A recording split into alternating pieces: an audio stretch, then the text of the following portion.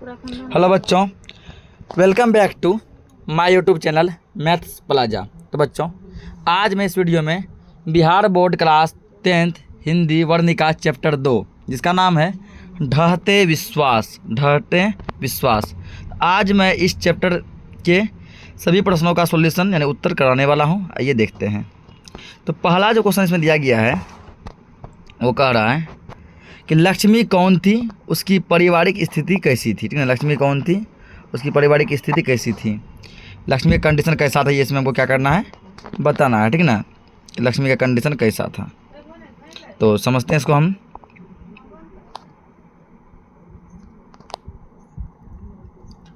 तो इसमें जो है कह रहा है, आंसर इसका लिखेंगे हम लोग कि लक्ष्मी कौन थी, उसकी पारिवारिक स्थिति कैसी थी। लक्ष्मी के बारे में कुछ लिखना है।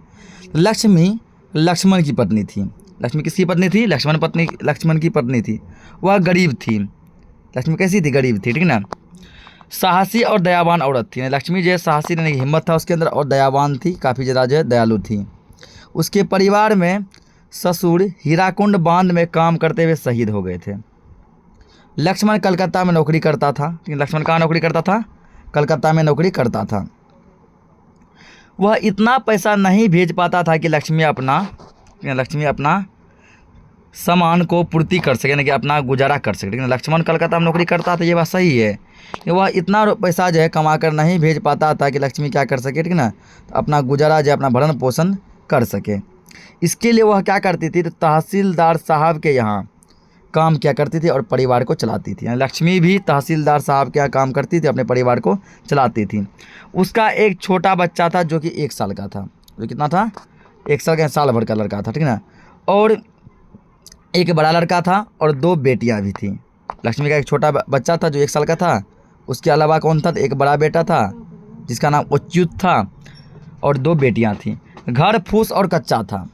उसकी पारिवारिक स्थिति अच्छी नहीं थी, फिर भी मेहनत करके वह अपना गुजारा करती थी। ये हुआ पहले क्वेश्चन का आंसर। अब हम लोग देखते हैं अगला क्वेश्चन। अगला क्वेश्चन दिया है,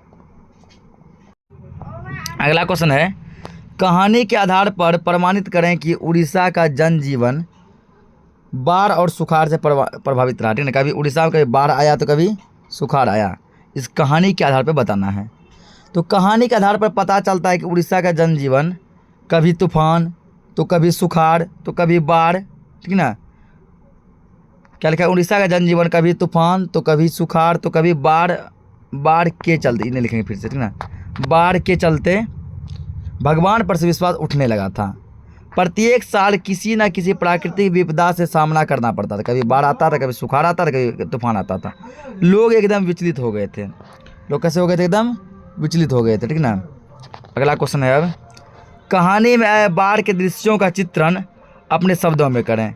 इस कहानी में जो बाढ़ आया है उसको अपने शब्दों में बताना है।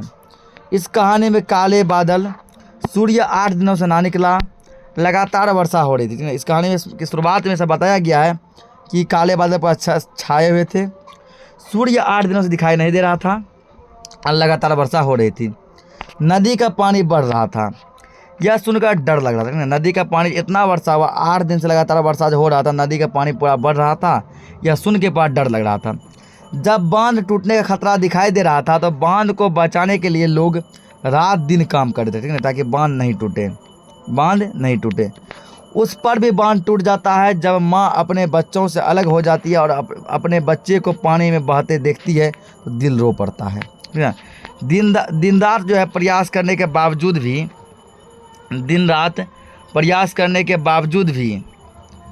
क्या होता है, जब बांध जो टूट जाता है तो क्या होता है, दिल जो पूरा एकदम तकलीफ हो जाता है। ठीक है, इतना मेहनत करने के बावजूद भी बांध क्या हुआ, नहीं बचा। ठीक। जब लोगों को बचाओ के शब्द सुनाई पड़ते हैं और कोई कुछ ना कर पाता है तो दिल रो पड़ता है। लोग जब बचाओ के चिल्लाते हैं और चाह कर भी कोई व्यक्ति कुछ ना कर पाता है, दिल रो पड़ता है। ऐसे दृश्य को देखने के बाद भगवान को याद करते हैं और कोई मदद करने वाला ना मिले तो भगवान पर से भी भरोसा उठ जाता है। इस कहानी का नाम इसलिए जो क्या पड़ा है, ढहते विश्वास। अगला है, कहानी के शीर्षक की सार्थकता पर विचार करें। मतलब कहानी का शीर्षक क्या है? ढहते विश्वास। इसके बारे में बताना है कि लेखक ने कहानी का शीर्षक ढहते विश्वास ही क्यों रखा होगा, उसके अलावा वो कुछ और क्यों नहीं रखे। कहानी का शीर्षक ढाते विश्वास। इस कहानी में प्राकृतिक प्रकोप का वर्णन किया गया है, प्राकृतिक आपदा के बारे में बताया गया है। लोग भगवान पर विश्वास कर पूजा करते हैं, प्रार्थना करते हैं कि जीवन सुखमय हो, जीवन कैसा हो, सुखमय हो।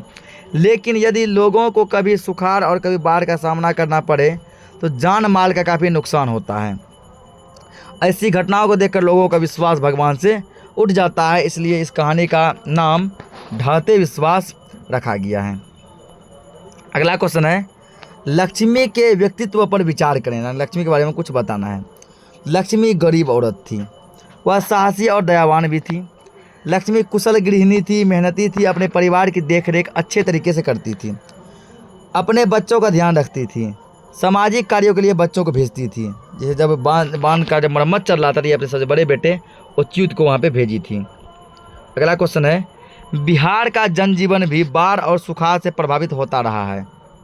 इस संबंध में आप क्या सोचते हैं, लिखें।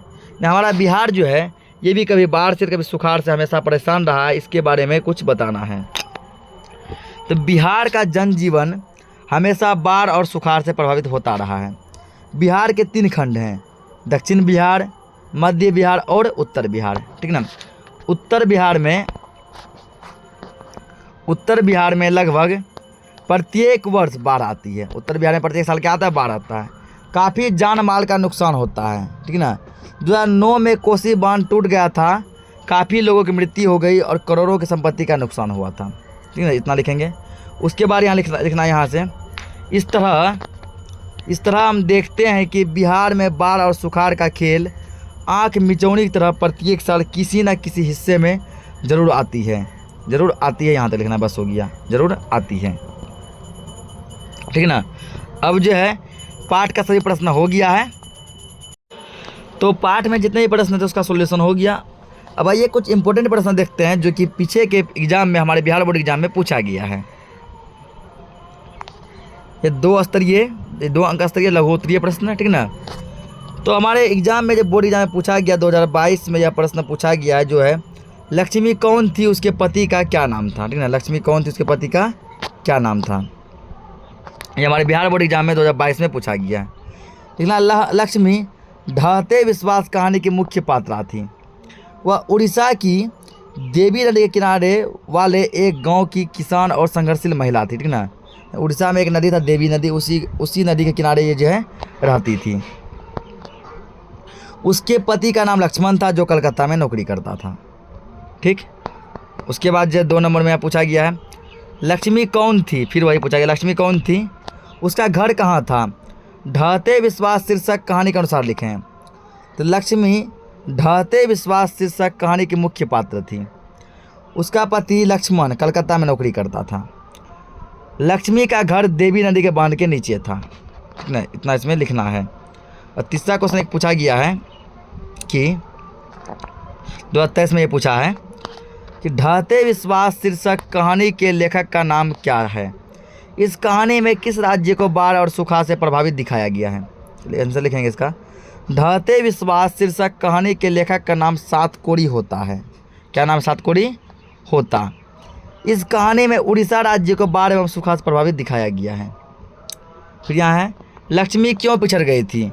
लक्ष्मी के साथ 2 छोटी बच्चियाँ, गोद में बच्चा और माथे पर चिड़ा, बर्तन और कपड़े के भरे बोरा थी, अतः वह पिछड़ गई, ठीक ना। 2 छोटी बच्ची, तो गोद में एक बच्चा था, माथे पर चूड़ा और बर्तन था, कपड़ा भी था, जिसके कारण वह क्या हो गई, पिछड़ गई। यह शॉर्ट क्वेश्चन, ठीक ना। उसके बाद लॉन्ग क्वेश्चन पूछा गया, तो लॉन्ग क्वेश्चन वही सब पूछा गया जो कि आपके पाठ में हम अभी करा चुके हैं।